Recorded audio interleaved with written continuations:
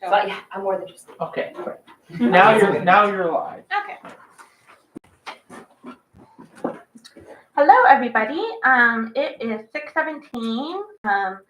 And just so everybody knows, today we were going to have a training committee, but unfortunately we aren't able to have a quorum. So this won't be an official meeting, but what we will do is still have some discussion with our friends from the training division. But it is not a meeting. We will not be voting on anything and making any formal decisions. But we still wanted to stream it just so that the public can know what's going on.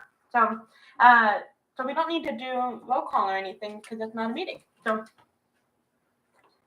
great. But maybe we can just go around the room and say names so that people know who's here. So Chandra, Chair Pro Tem of the Training Committee, and Commissioner. Sharina, co-chair of the commission. Kayla, community member. Lieutenant Sean Smith of Cleveland Division Police.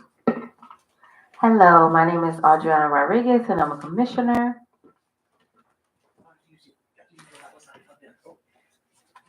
And then Mark Maguth, I'm the commander of the Bureau of Support Services. I'm Ryan Walker, CPC staff. Also, please, if you're not speaking, turn your mic off, otherwise it'll start echoing. Huh? Oh, also, if you're not speaking, please turn your microphone off, otherwise it'll cause a feedback echo. And then also present in the back is our executive director, Jason Goodrick. Okay, so also want to give a warm welcome to Adriana. I'm really excited to have you on the training committee.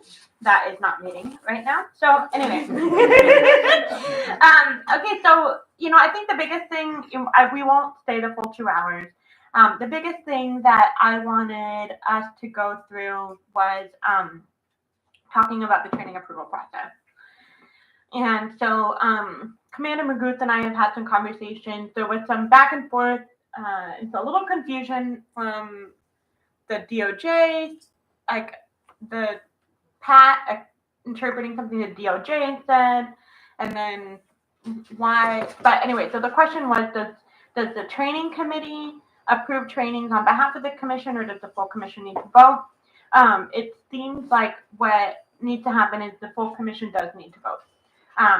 So we are just kind of trying to talk through what does that process look like, at what point, just because there are kind of timelines that we need to make sure that we're able to meet. So one thing that was sent out to everybody was a chart that had, I'm trying to pull it up. A chart of the curriculum review process. So I was thinking maybe we could go through that and then talk about Commander Maguth, do you kind of want to walk us through it and kind of share your thoughts about where you would like to see the full commission vote? Yeah, absolutely. Like I said, when I provided this, it makes sense in my mind. But you can see there's a bunch of arrows and it kind of goes around. But my thought is for it to flow kind of linearly, just through it. So typically training is identified in a 3-year training plan based off the annual needs assessment that's updated, or perhaps some type of identified operational need, right, due to a change or a gap that we've identified. I had a really quick question. So one thing I was going to ask you is, so there's a 3-year training plan and an annual needs assessment. So does the 3-year training plan get updated every year with the curriculum? Correct. Yep. So the training plan will always be updated with the needs assessment, but it is our 3-year look ahead. Right. Exactly. It's because we don't have as many. There's training topics we want to cover, but we don't always have the capability to provide it in just a singular year.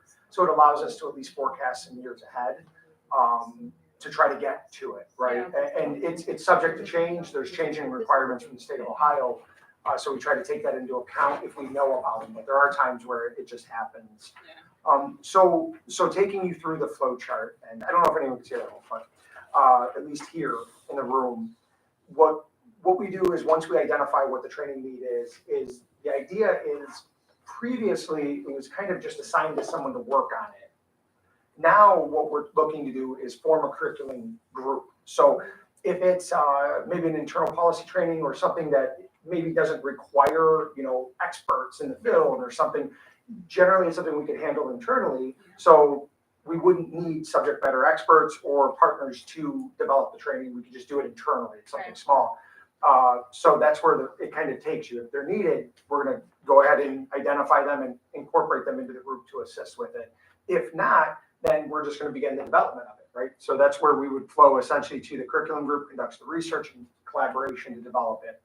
Once I set roughly a 60-day draft development process, now that's in an ideal world. We know that real life priorities take place, but it's still a goal that we try to achieve. Once they create that draft, the idea then is to send it to the internal CDP training review committee. That encompasses training section members, that encompasses district training coordinators from every district, fraternal organizations from the FOP, CPPA, as well as two commissioners from the CPC, right, from the training committee. And the thought is to provide it to them, and that's where we're actually we just used it for this most recent training, is a shared document, where now, instead of everyone kind of writing their feedback on a piece of paper or doing a check the box evaluation sheet to say it meets criteria, now everybody can work off of this singular document and put comments in it to adjust or suggest edits and reviews to that document. And I will say, from the person who consolidates it, it makes my life a lot easier, or whoever is responsible for consolidating it. So with that 14-day review, whatever feedback is provided or recommendations to that document, if there's a 7-day turnaround time, which is aggressive, but it's something we try to, depending on the scope of the changes.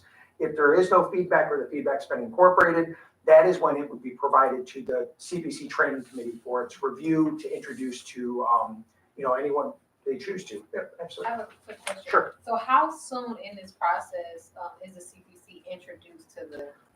So when the Training Review Committee receives that initial draft, that is when the CPC will first be provided it. Not in a formal capacity, but it's almost a notification that, hey, this document, exists. Mm-hmm. Now, what I will say is that through the annual needs assessment and the training plan, there are curriculums identified. So if the CPC wants involved in the development, then we would just bring you into the curriculum development group. Yeah, we can join the development. So I was going to say, I think when we had that initial DOJ meeting downtown, that John and I discussed maybe bringing the CPC in earlier in on the process to make sure that, so that we know, you already laid everything out, but so we can be involved in that process, but that might make this CPC review process way quicker. Yeah. It might go through committee way faster. And I know one thing, so a couple of the things in the needs assessment, that I was thinking, I could see us being interested in being involved in the curriculum group, the electronic surveillance, especially because we're doing so much of the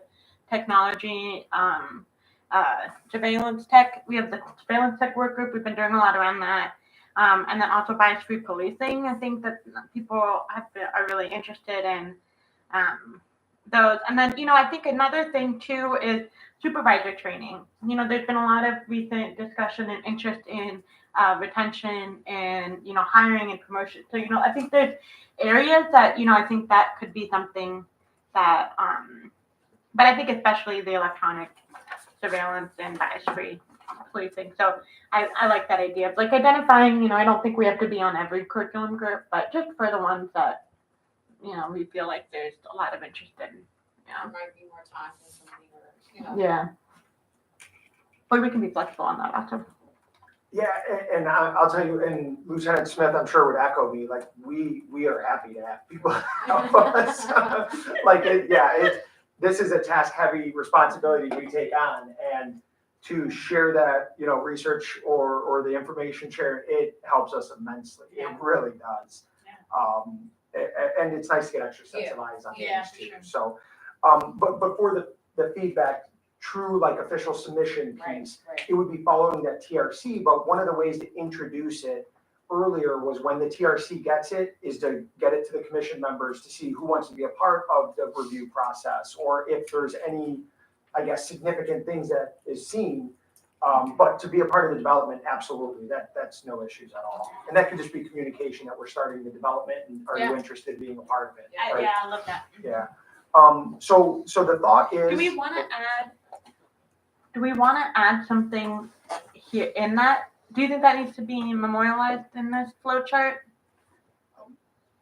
Maybe not. We can, I just kind of keep it under the SMEs or partners. Yeah. I mean, that's just. Oh, that makes sense. Okay. Okay, yeah.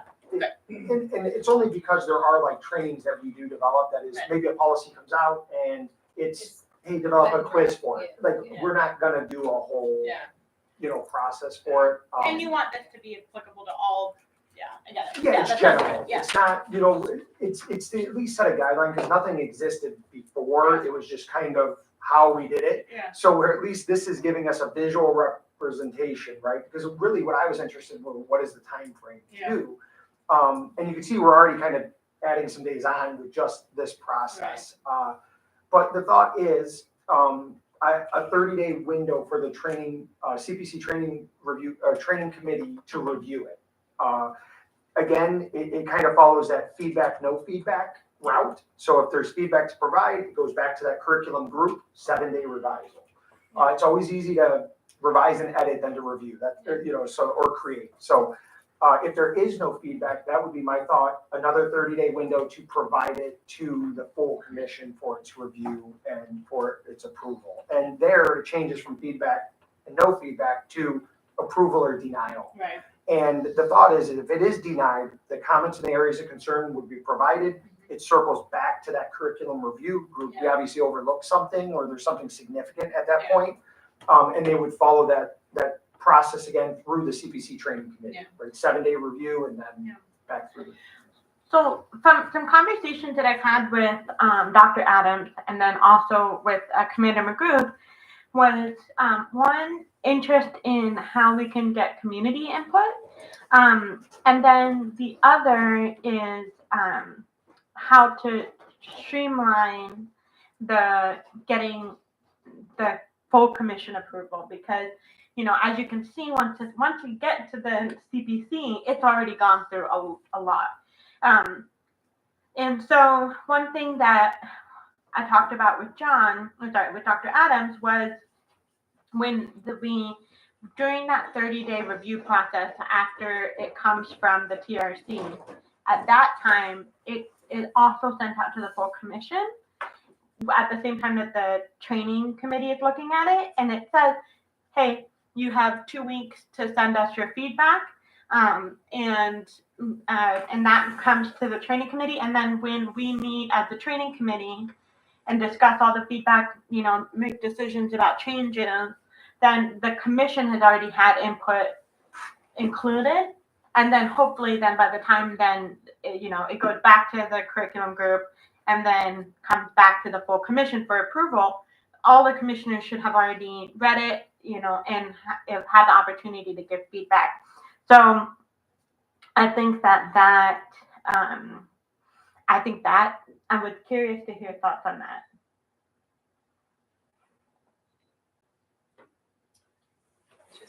Sound good? Yeah, go ahead. Seems like a good idea. Also, I was wondering if there are topics that the commission that are initiated by the commission or the community through the commission, or however, where kind of would that fit in? Would the idea be that the commission in some form suggests something, and then it gets to this the first step, and then you go through the process that way? How would that work if and part of that is obviously internal workings with the committee and how potential policies would be drafted if they were to be originated from the commission itself. Yeah, the way I see that working is through the needs assessment in the training plan, but it also would be that identified operational need. So if we identify a training, and I'm just putting this out there, say ShotSpotter or something, it amends something and we need training to be, that would be something we have not forecasted, we may not have planned, but it can be initiated. It would just be simply, hey, this training is now needed to exist. And then it would be just, working collaboratively with the training section, saying, okay, let's develop it, and how should we go about that, and then just running this gambit. So it's not, always limited to just because there are trainings that the state of Ohio provides to us, the city of Cleveland provides to us, that we have to now incorporate, so it would be no different. But through the needs assessment and the training plan, so if there was feedback, there was input, that would be a good avenue, because then we can forecast it. Like, it's always nice to get it in the plan, but we all know plans are only so good until, but there's always mechanisms. Yeah. And because the training plan gets updated every year, I think that could also be, an opportunity for us to say to CDP, hey, we would like to, have this included in the training plan this year. Another thing, so then going to I think kind of also going along with what you're saying, looking at how we could get community member feedback. So one thing that Commander McGuth and I talked about was actually the possibility of posting trainings that we've received actually on the CPC website, and having a period where community members can review it and give feedback. Now, there are going to be some trainings that some of the information is proprietary, like some of it will have to be redacted. Maybe not every training would be appropriate for that, but we do think that there's a lot of trainings that could do that. And so I think that in that case, in that same 2-week period that we give it to the full commission, I think we could put it on the website and get community feedback. And then the other thing we could do is we could actually have a form for like, maybe we can post a draft of the 3-year training plan when it's being updated, when it's around that time, and give community members the opportunity to review that, or a simplified version of they don't need to see the whole thing, but just a simplified kind of community member friendly version of, like, these are the topics that we're talking about in a couple of years, and just get some feedback on that. Do you feel like that captures what we talked about? It does.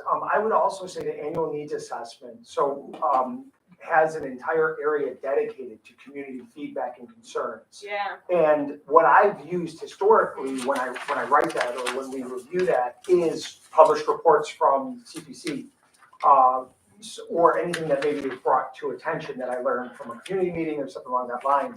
So that would be an excellent area to use something like that, and seek that input, that feedback, soliciting it, and we can really use that section to show, to kind of memorialize that information, I guess. And then, like I said, that needs assessment is kind of the thing that's going to drive that training plan when we update it. The other thing too is, so with the community engagement, that community outreach committee, that could also be a group that maybe you could bring this to, and when you're in the process of and say, hey, like we're working on identifying. So I guess one question I had is, what is the general annual timeline for when the needs assessment is done and when the 3-year training plan is updated?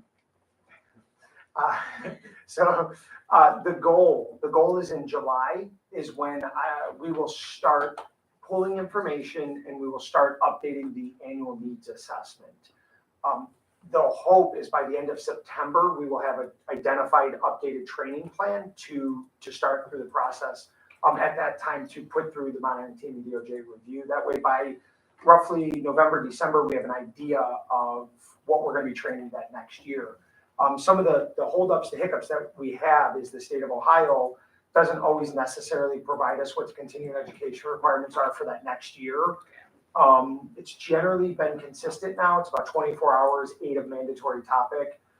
So we kind of know how to work that in. But those are some of the outliers. But those are our timelines. It's roughly July to get the annual needs assessment, get that updated, maybe by August, and then September have that training plan. Just a compliment to you and Lieutenant Smith. I really thought both of these documents were really impressive. So, well done. So, are there any questions on? I guess then full commission approval, and then this is where it gets fun. So we've moved through that. So the full commission approves it. We would move into the actual monitoring team and Department of Justice review process. Now, I put 30 days in there. That is typically what we put in the monitoring plan, but historically it can vary. It can be up to 60 days. It just depends on when we get it back. I mean, that's the truth is when they return it. I know they are reviewing it and they are trying to meet deadlines. So they're really good with that.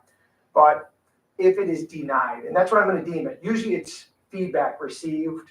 But my thought is they're approving it for quantity, type, and scope. And if it doesn't meet it, we receive the comments to revised so it meets court approval. And they would put in what those areas and those comments of concern are, and then it would come back. And this is where it's going to have to be a collaborative process. Now, what we do when we receive it, again, is we have a 7-day window to comment on so we respond to every comment received.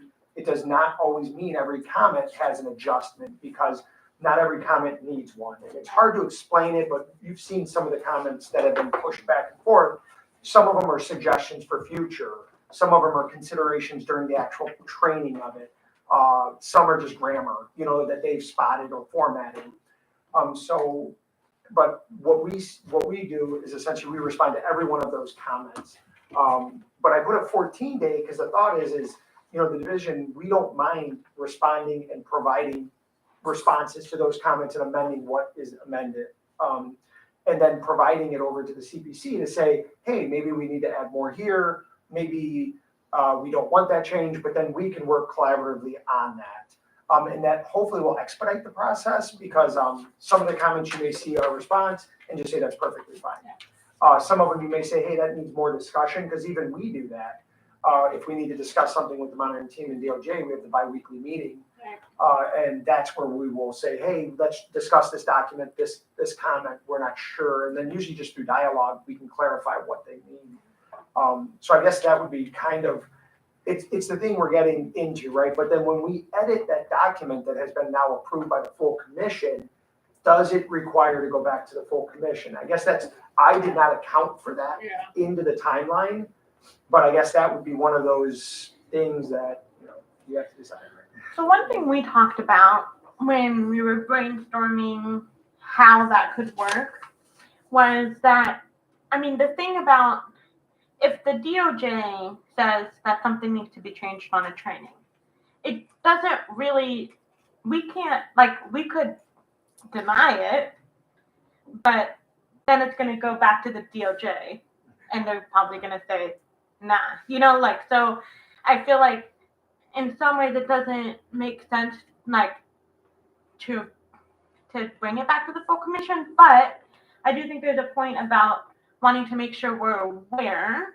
And so one idea that Commander Magooth had was that basically in that same online document where the DOJ has made the comments and then CDP is responding to every comment, that training committee members could also be in that document, and we could just say CPC needs to respond to every one of those comments too, to say thumbs up, sounds good, we agree with the DOJ or we agree with the CDP on that, and do it that way. So that then we're still involved, but I'm not sure that it makes sense to send it back to the full commission based on just changes that the DOJ is making. Do you guys have thoughts on that? Once it's past us, it should stay. Yeah. I guess it's the CPC comment because as the amended agreement is said, it just became city, and since we are part of the city and we are bound by the consent decree just like the rest of the city. So it would just be yes, that the DOJ said we can't. Yeah, good point. Yeah, parties to set. Yeah. It's not really specific to us, so. Exactly. Yeah. Well put. I will note too that the variance of their comments to what we say is minor. I could probably think out of the 3 years I've been doing this now, maybe a couple of times where we've had this really stated on we can't make that change for these reasons, and they're usually like, okay, that makes sense. It's not, we've never really stood the ground and saying, what you're doing is, like, the comments they provide are reasonable. And if it is varying, we explain why, and it's always, there's never been an issue. Like, we've been very cordial working back and forth. Yeah, I was gonna say the same thing, that when we talk to them, sometimes it's just a misunderstanding of what, because when you read something, sometimes it doesn't translate to actual action. And when we explain it, then okay. And that's a lot of the comments. Yeah. Okay, so it seems like everyone kind of feels good about that. I think that, I think when, Can I have one thing? Sorry. yeah, no, of course. And I just want to clarify, because of the approved clean lesson plan, and I just want to explain what that is. Because what happens is during these documents, there's comments and there's formatting and track. So all clean means is all of that is removed. Okay. So that is removed, spelling is finalized, formatting is done, and we call it a cleaned version. Yeah. And that's what gets filed, just Yeah. you guys. To take out all the bad words Yeah. that were in there. Yeah. Yeah. Okay, so I think the other thing that I lost my train of thought, that Executive Director Goodwick and I had talked about one time.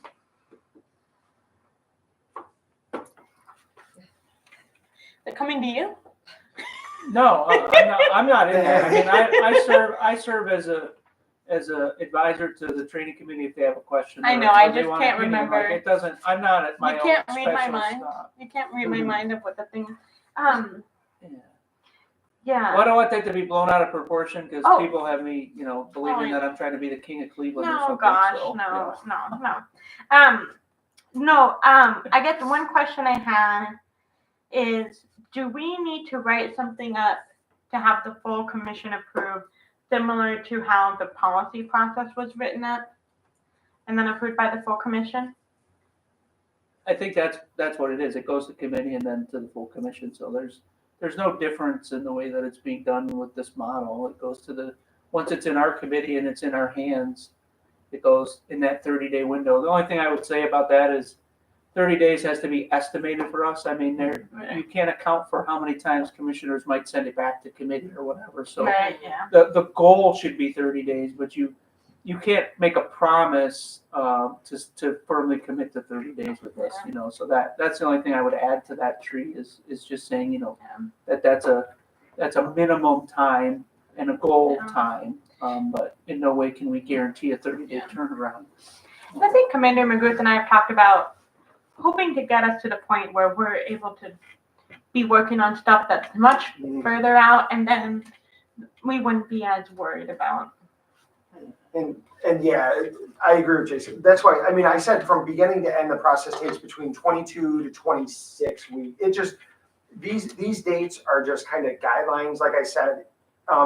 So I wouldn't, I mean, we could always put like that little asterisk on there, dates are, guides versus, mandatory, because they're not. I mean, if I say the curriculum group has 60 days, it's a rough guesstimate of how long, but some training could take 4 months, 5-6 months to develop versus some could take me a week. It just, so even with the review process, like we set a 7-day, but it could be 2 weeks. I mean, say we have RNC, the Eclipse, the Final Four, and we're detailed away. There's no way we're going to be able to work on that project. So it is, I agree completely. These are just kind of guidelines, versus actual.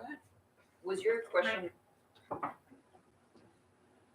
question to Jason about the passing of this or the passing of specific trainings?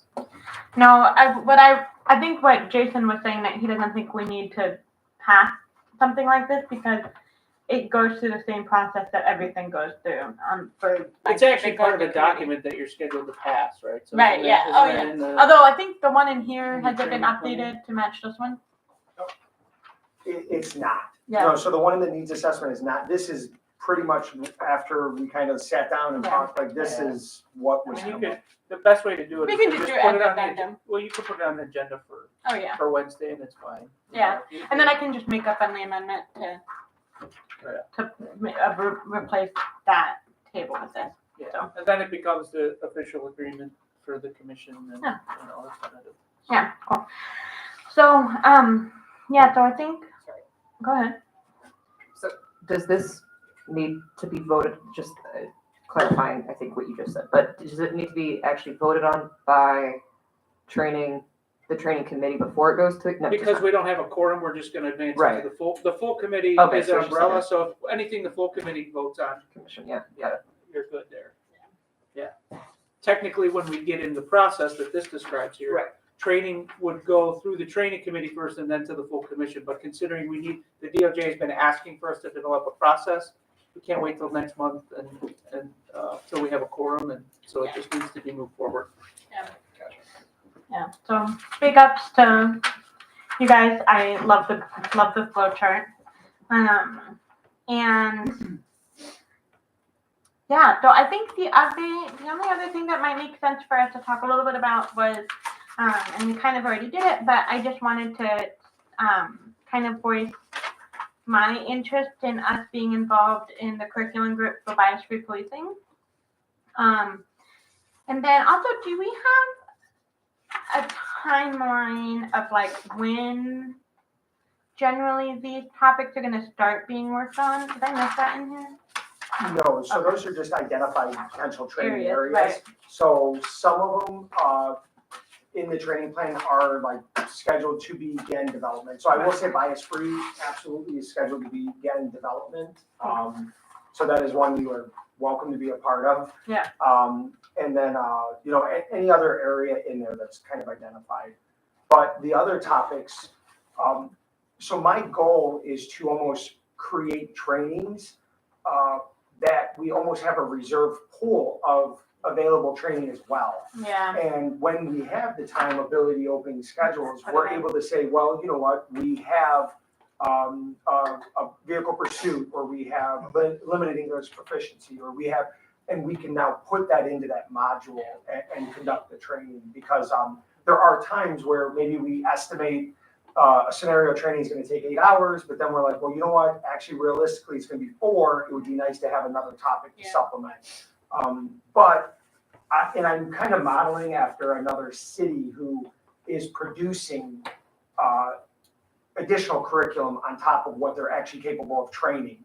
And then what it does is it sits up a lot of approved curriculum that you can provide when the training plan gives you that opportunity. And that's what we want to do. We want to work ahead is our goal. So when we're looking, we're training in September, so now we're under a time crunch. Right. Well, now it's, maybe we're going to train this in 2025, Right. so we have this entire time frame to develop. And that's our goal, what, the training section with, Lieutenant Smith are striving for. That's what they're really working. I think the only other thing, crowd control. You had said that was kind of going on a back burner. Is your hope that we would pass that this month? So it is, I will say that that's one of those trainings I really wish I want to provide to the division, because we do have potential, protest events, or we find during the election time, that is when we see them pick up. Yeah. And so it's one of those, I'd really like to get it approved, and then we have to figure out, well, how can we train it? How can we move schedules? How can we adjust, utilize our personnel to provide the training to the division? Because that is one of those that we anticipated originally in February, but we also had other requalification with an academy class, so there was other training needs we needed as well. But that is one that if we are capable of getting done this year, we would like to at least get, patrol officers or, some of our field forces through the training, just to kind of get them ready for what's coming up. So I think when I reach out to the co-chairs with the items for our committee report out, I will ask to have that added. We've been having a little bit of trouble getting through entire agendas in our so hopefully we'll be able to get that done. But yeah, so we will aim to have these 2 plus crowd management, addressed in the next full commission meeting. And then the only other thing that I was thinking it might make sense for us to chat about is I took a red eye last night, so, and then went straight to work, so I'm like, You're doing good. woo, Yeah. operating on fumes.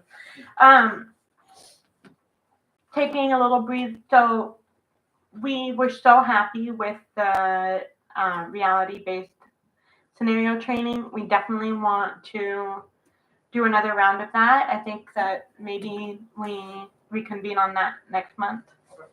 I think we kind of had decided to put that on the back burner while we got some of this stuff figured out. Go ahead. Yeah. You go ahead. Thanks, Commander, for being here. Quick question. I know I'm coming in late. I apologize for that. That's okay. The topics for each of the training, the CG group, this you guys, or is it here? And additionally, this flow chart, is this more of a plug and play type mechanism so that anything that the commission comes up with can then be plugged into here as a process moving forward? Yeah, we did talk about that a little bit. So if there's a training identified, this just kind of gives what the routing of that would look like. But I did say that there are some like internal trainings where we don't need, I said sometimes it's based off policy, maybe a quiz or something, we have like city handbooks, right? Or something like Lunch. A new lunch GPO. Yeah, so there are some things where we don't necessarily need this whole process to go through. But the idea is whatever we identify, so annually we update the needs assessment. And I see a huge piece where, the CPC for the community input, feedback and concerns that could grow. I'm using kind of outdated information into that section. And that can help drive the training plan. But then I also said if there's operational, like identified operational needs, and be it from the commission, this is the mechanism in which it would go. So I like to pair division instructors and kind of assign them into a task. That way there's always they have knowledge of the resources and what the division can provide.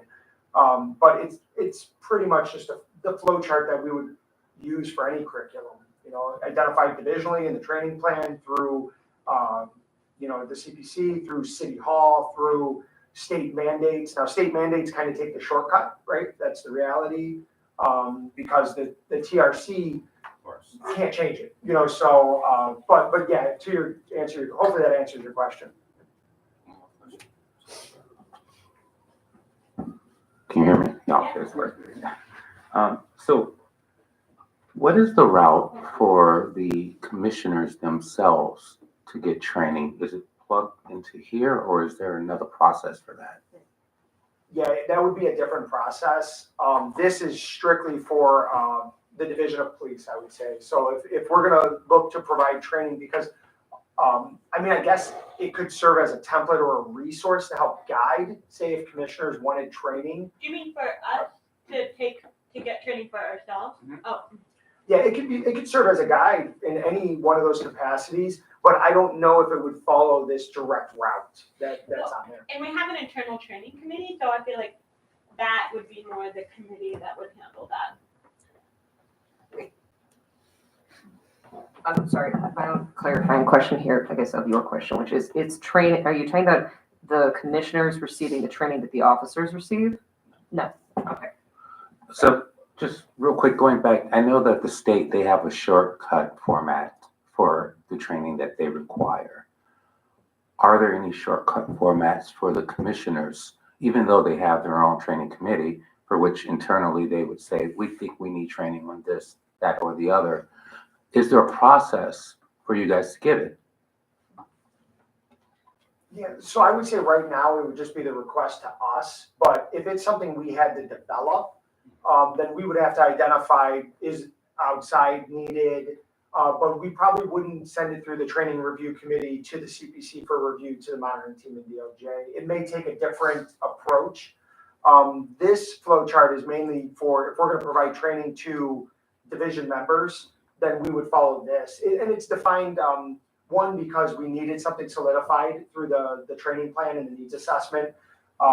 The DOJ and monitoring has been asking, but we also wanted to memorialize the process. So I would say if we would do something like that, it would have to be probably an amended flow chart or a different type of style. And the state doesn't get a shortcut, it's just we're limited on what we can amend to it. Yeah. So the review process could be there, but like if there's feedback on it, we can't change the lesson plan. So it would have to almost just go to the next step to be viewed.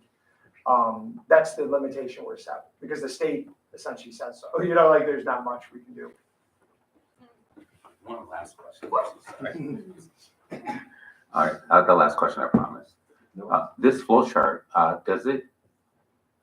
know that there are many different variables, but does this flow chart have what a basic timeline is for these processes?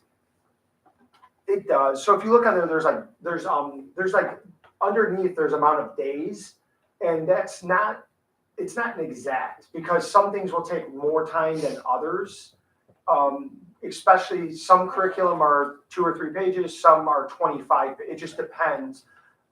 So I put a guesstimate on there, right? Anywhere from 22 to 26 weeks is what we're looking at when we're trying to develop. But that could be shorter, it could be longer, right? We have trainings that we've had a development of almost over a year, on, and that's our supervisory training that we have. It has been over a year development. So it just depends. But yeah. And then it sounds like there's some conversation happening with the police accountability team around some of those state requalifications, like the mandated training. I personally would be fine with if that doesn't need to go to committee and it goes straight to the full commission, because I can't really make any changes. So. And I will comment, I know one of the things we can do to help too is identify. So we can say this is state mandated, we cannot adjust. Yeah. This is maybe proprietary or something that we can add to, but we can't remove from. So TASER is one of those. Yeah. We can add and clarify to TASER, but we have to provide TASER as TASER is. Yeah. And we can identify that when we submit it, just so it helps the commission out, especially in the review process. This is a state lesson plan, or this is something that we've added, or this is something we've completely developed. Yeah, and some of those proprietary, like TASER, we do identify some things that's against our policy, and we do add to it to say, okay, this is what TASER says, but this is against our policy. Yeah.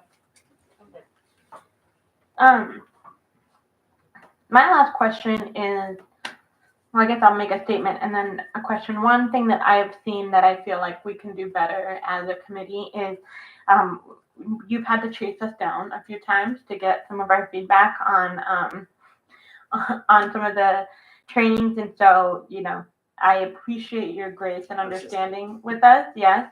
And I think I can commit to us doing a better job of, if for some reason we can't meet a deadline, that we're going to let you know ASAP, and we know you have a lot on your hands, on your plate, and so I feel like that's something that we can do better. Is there anything else? We've kind of been trialing and erring some of this process so far. Is there anything else that you have felt like you would like, that have you felt like has been working well, or that you would like to see some adjustments on? Just from my angle, I'm lucky, right? I think it's been a good collaborative process. There's been a lot of discussion. I think we had a successful community event, which I thought was really, good. I like having this defined because it kind of holds all of us accountable. In the beginning, I know everyone's busy, so I like to kind of just follow up. I set timers and reminders. Just kind of, hey, where's the sitting? What's this going? And a lot of it is because of the bi-weekly meetings I have. I like to provide a report out to, the Department of Justice monitoring team. What are we doing and where things are going? So I think the collaboration's been good. I'm glad we're starting to solidify this, that there's a process that's going to be in place. It sounds like with the feedback piece, we have a good, mechanism that's going to be in place to help us with that. But that's all. Divisionally, I know Sean will attest to it, that with the development of this, we are looking for assistance. I think I said it when we first came here, is that, listen, if you want to be bored of something, we will bring you on, because, development is tough and it's challenging, and it's nice to get, a lot of people, and the group makes better, decisions. So, that's all I have to say, Sean, if you have any. No, I think you said it all. Yeah. Yeah, so I think that what we will revisit, I think, next month and is next month. Hopefully, we can have a conversation about the next round of community events, and then also I was going to say that maybe in May or in April or May, let's plan on talking about the community feedback piece for to kind of start making the plans for how we can engage the community for feedback for the annual needs assessment. So maybe we can, either we can go to one of the community outreach committee meetings and with you, or we can invite some of their members to our meeting, or their chair to our meeting to talk about how we can collaborate with them on that. So those are just a couple of thoughts that I had. But any other thing we should talk about? Great. And then, so hopefully next week, the full commission will approve the 3-year training plan, the annual needs assessment with the curriculum development flow chart. Oh, wait. Yes. No, it's in the 3-year training. No, okay. Yeah. Which one is it? Now I'm like getting the two documents. It's here. Okay. And then the annual needs assessment with the updated chart added to it. We'll make a motion for that. And the cloud management. So that's our goal for the full commission meeting. And I will touch on it. One of the things that we have, so there are some trainings that are moved ahead, right? Prior to establishing or whatever. So 2 of those, and I just want to make you aware, is supervisor crisis intervention training and the supervisory leadership training that we developed collaboratively with Polis. Now, the DOJ has mentioned to us and asking if that's going to go to the full CPC for approval. And I will kind of open it up for your discussion because the supervisory training has actually been approved by the Department of Justice. So I was kind of surprised that they said they wanted to bring it back to commission. Yeah. Because it's almost, we're just waiting to train it now. Okay. So if we do that, we would have to postpone the training longer, so that was my fear. And then, like I said, with dispatcher CIT training, I don't believe it's approved by the monitoring team in the Department of Justice, but it has been through the feedback and review process. But I know when we started the talks, they paused everything. Yeah. So that might be something to think about or discuss. The dispatch CIT training, yeah. So I mean, I know I already looked at that through as a liaison to MRAC, and so I've already given feedback on that. I mean, I think that one I have more question marks about just because of the dispatch. Like when I think there's still been some question marks about how the CPC interacts with dispatch. And that, so I will kind of echo you because communications is actually exempt from our training plan. But it is one of those things that they want to run through the training review committee. So we do run that through the training review committee to submit to the Department of Justice. But it is one of those kind of weird outliers for even us because we don't provide communications training. Right. We just kind of run it through, I think, to kind of look at our existing CIT training and policies and just make sure there's no like conflictions to it. So I will kind of. Yeah. So thoughts on the 2 trainings that the DOJ said that they would like to see brought in front of the commission are the supervisory CIT training, which is what were the 2 trainings you said?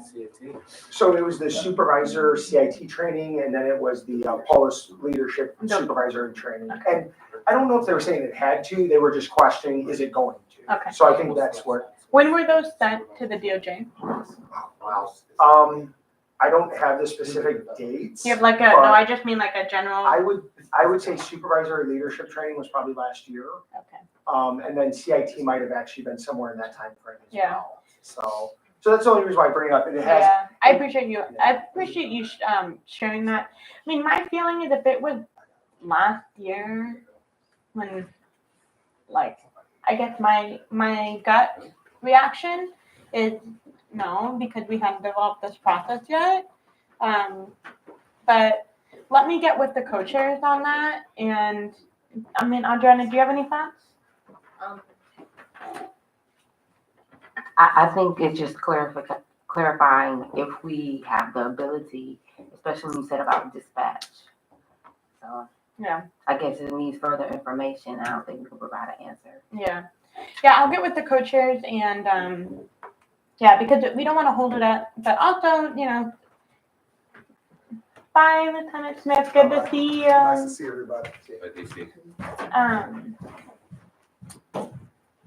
But yeah, that it might be either way. We would love to see it. I know that's for sure. And yeah, go ahead. Next question. Yeah, actually, you don't need my permission because it's not a formal meeting because we didn't meet quorum. So Quick question. Polis, I understand that you guys have already put together this the program itself.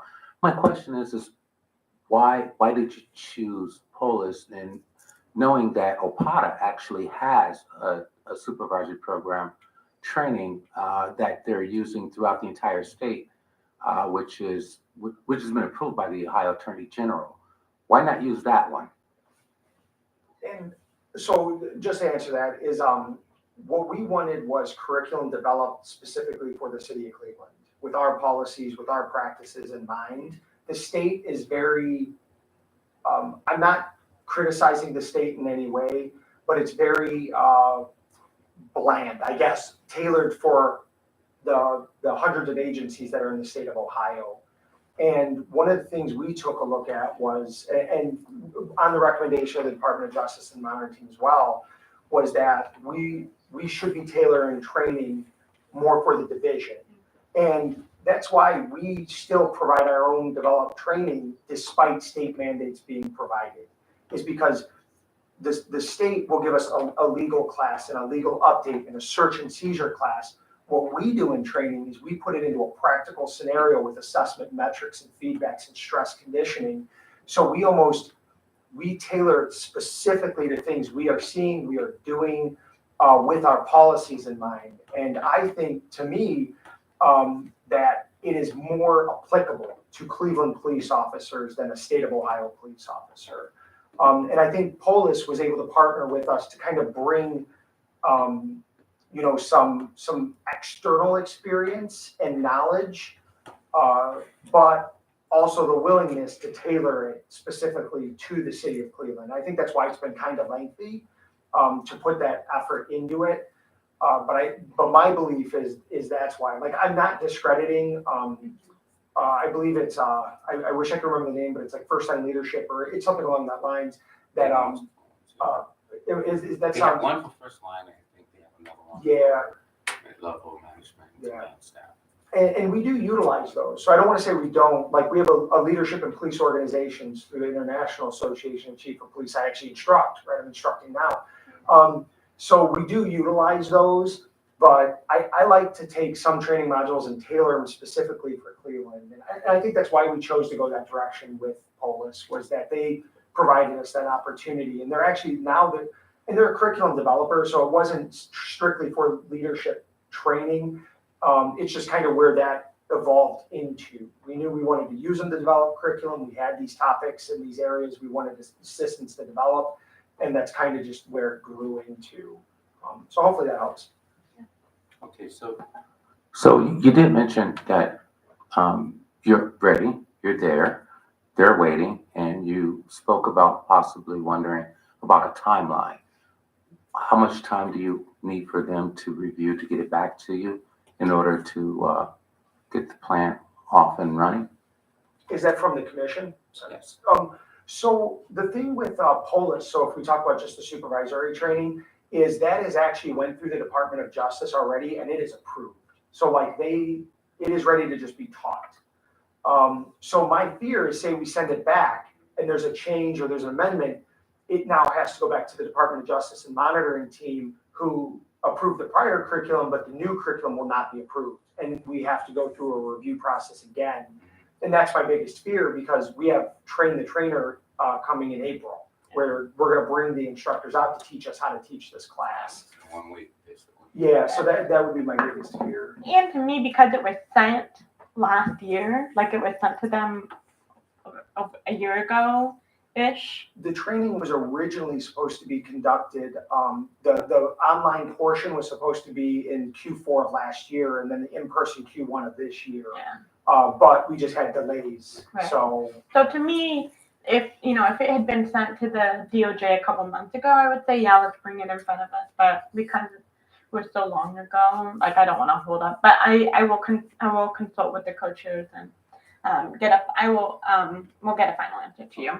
And that's what I was gonna say, I didn't need an answer, I just want to Yeah. bring it to the attention, and We appreciate I'm in no it. hurry, we have the training in Yeah. April, so by that time frame, by mid-April, if I could have an answer, that'd be great. Yeah, That'd help for us. sure. Yeah. Great. Well, it was a delight to have this non-committee meeting conversation. And we, if anyone's watching, we appreciate you joining us. And we'll give you back in 45 minutes. Right. Yeah, great to see you. Yeah, Thank same, you. no, thank you all. Thank you for coming.